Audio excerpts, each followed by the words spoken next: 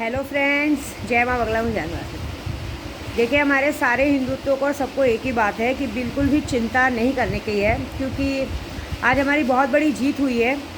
क्योंकि पता है ये बात कैसे साबित हुई है कि अपनी सरकार बनाने के लिए कोई कितना गिर सकता है, कोई किसी को कैसे कर सकता है, ये बात आज पूरी जनता के सामने आ गई है।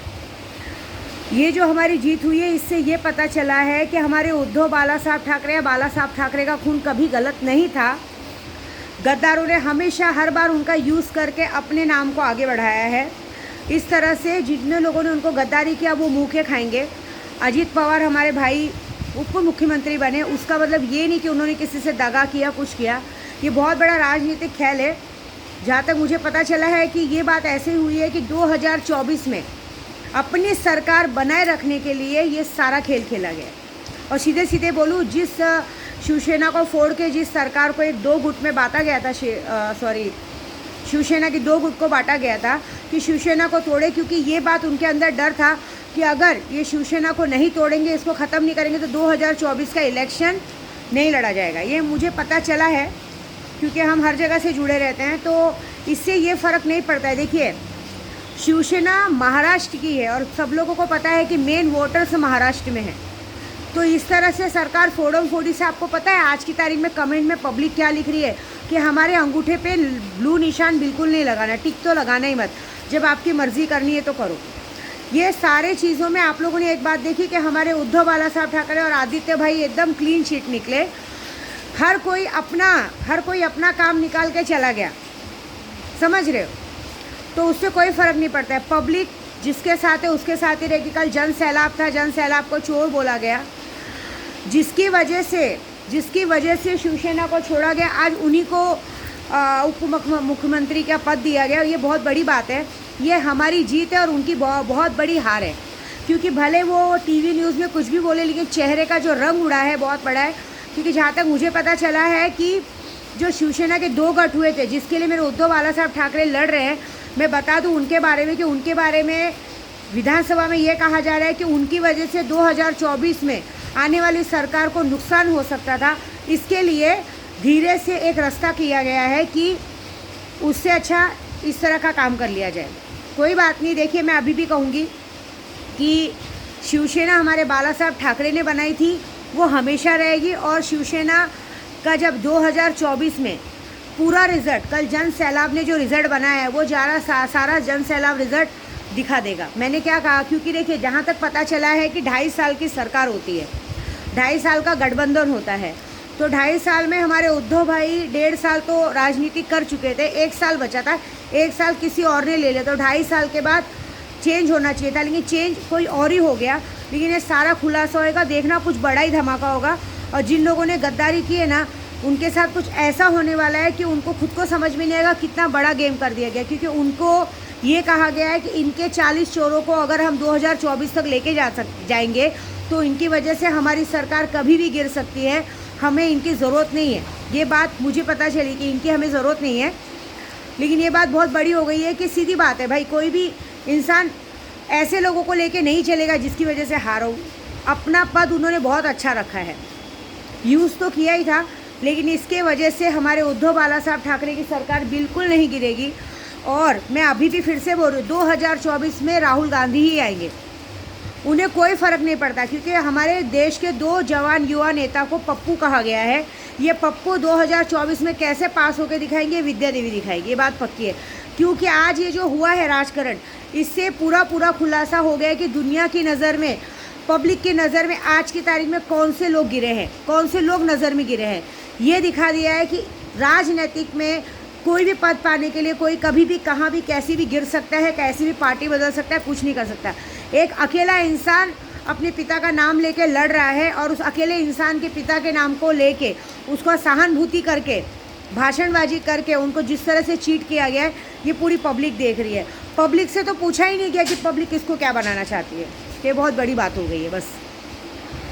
तो समझ जाइए, हमारी बहुत बड़ी जीत है। मेरी गुरु दक्षिणा जो मुझे देनी थी वो मिल गई है मेरे बाला साहब ठाकरे को। उनके सामने उनके बच्चे क्लीन शीट हो गए हैं, क्योंकि ये बहुत बड़ी बात हो गई थी। क्योंकि इस बात को साबित करना ज़रूरी था। हर जगह उनको ही गलत कहा जाता है कि ये गलत थे, ये ऐसे कर रहे थे, वैसे कर रहे थे। अब क्या, ऐसी बात है। मतलब ये बात नहीं समझ में आ रहा है सबको कि जिस 40 चोरों के साथ एक काम हुआ था, अब उन 40 चोरों को अगर अपनी इज्जत बचानी है तो मुंह छुपा के झक मार के उसी जगह पे उन्हीं के साथ उनकी पार्टी में मिलके काम करना पड़ेगा, क्योंकि अब तो वो अपात्र होने ही वाले हैं। ये उनके बाद उन्हें कोई नहीं पूछेगा। ये सबसे बड़ी हार है, क्योंकि एक देश में 2 सीएम, 2 मुख्यमंत्री और 2 उप मुख्यमंत्री नहीं रहते हैं। मतलब कभी देखा है आपने डबल उप मुख्यमंत्री, डिप्टी सीएम कभी देखा है आपने? बिल्कुल नहीं। कुछ और अच्छा नज़ारा होने वाला है। ये बहुत बड़ी जीत है मेरे सुल्तान की। हमें किसी को कुछ नहीं कहना है, हमें सिर्फ ये दिखाना है कि जब एक इंसान अपना घर परिवार छोड़ के बाहर जाता है तो बाहर वाले इंसान सिर्फ और सिर्फ उसका फ़ायदा उठाते हैं। ऐसी बात है। जैसे एक घर की अगर औरत पसंद आ गई तो उस औरत को प्यार में बहला फुसला के बाहर लेके जाया रहता है कि हम तुम्हारा ज़िंदगी भर साथ देंगे, लेकिन जैसे ही घर की दहलीज पार करते हैं उसके बाद वो इंसान, वो औरत ना घर की रहती है ना घाट की। जैसे कि कहते हैं ना, अगर एक औरत, मैं किसी गलत बात नहीं कहूँगी, जैसे एक औरत ने अपने घर की दहलीज पार की और दहलीज पार करने के बाद कहीं चली गई, उसे धोखा तो ज़रूर मिलना है। उसके बाद ना तो वो वहाँ जा सकती है, ना तो वो वापस अपने घर आ सकती है, बीच में ही मर सकती है। ये बात मैं कब से समझाते आ रही थी सामने वाले को कि ये गलत हो रहा है, लेकिन बहुत बड़ा सबक मिला है।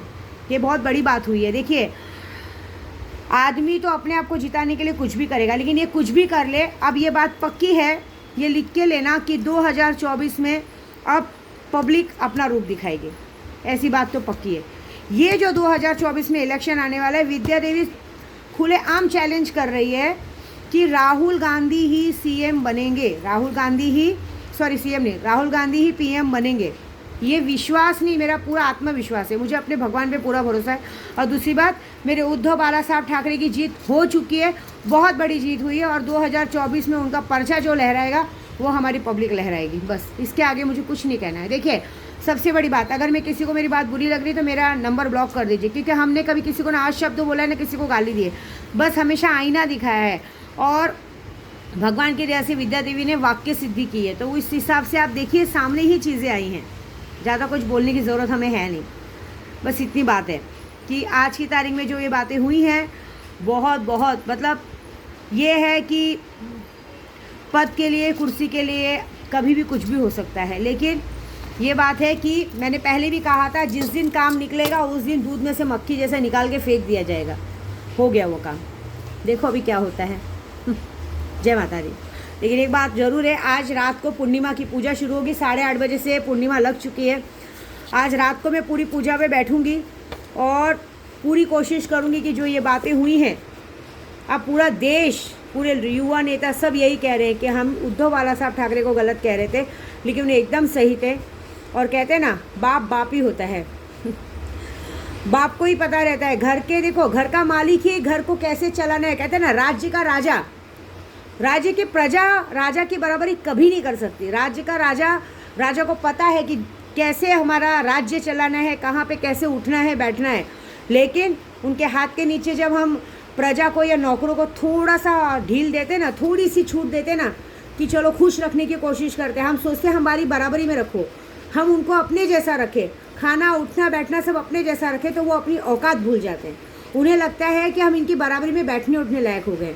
ऐसी बात नहीं होती है, क्योंकि माँ लक्ष्मी भी राजा के घर में वास करती है, क्योंकि राजा को पता है कि कौन सा पैसा कहाँ और कैसे इन्वेस्ट करना है। प्रजा के पास आएगी तो प्रजा तो खा के ख़त्म कर देगी। तो हो गया खेल, दूध का दूध पानी का पानी हो गया। चाहे कोई कुछ भी कहे, लेकिन जो रिज़ल्ट आने वाला है वो रिज़ल्ट आके रहेगा। मैंने पहले ही कहा था, गुरु पूर्णिमा के पहले कुछ ऐसा होगा जो मेरे बाला साहब ठाकरे को गुरु दक्षिणा मिलेगी, और मेरे कामाख्या से आने के बाद 2024 में कुछ ऐसा होगा कि मेरे बाला साहब ठाकरे की जीत होगी, मेरे आदित्य भाई की जीत होगी।